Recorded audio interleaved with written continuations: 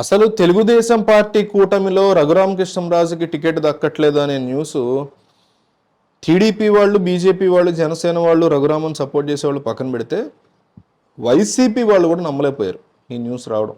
దాని తర్వాత ఆయన రీసెంట్గా ఒక యూట్యూబ్ ఛానల్తో మాట్లాడుతూ చేసిన వ్యాఖ్యలు కానీ, పోలవరం ఏం తెప్పిస్తారు, ఒకటి ఎంపీ టికెట్ తెప్పించుకోలేకపోతే చంద్రబాబు అని కరెక్ట్ లాజిక్ కాదు.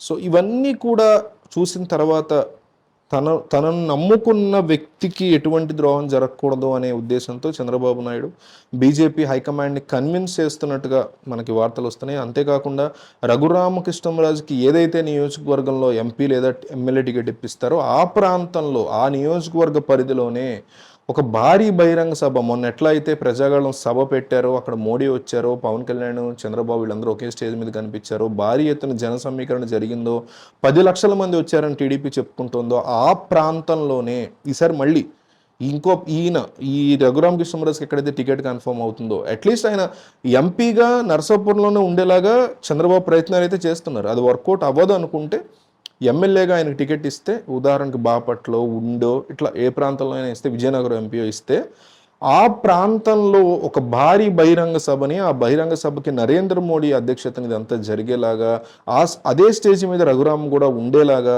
చంద్రబాబు నాయుడు ప్లాన్ చేస్తున్నారు అంటూ కొన్ని స్ట్రాంగ్ వార్తలు మనకి హల్చల్ చేస్తున్నాయి.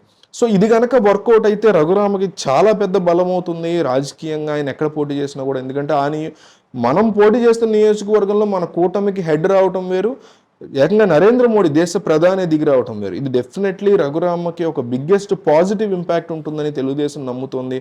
కానీ ఇదంతా ప్రాక్టికల్గా వర్కౌట్ అవుతుందా, లేకపోతే ఆ ఎంపీ సీట్ కోసం 2 ఎమ్మెల్యే సీట్లు త్యాగం చేసి తెలుగుదేశం పార్టీ ఆయనకి ఎంపీ ఇప్పిస్తుందా అనేది కూడా ఒక డిస్కషన్ పాయింట్.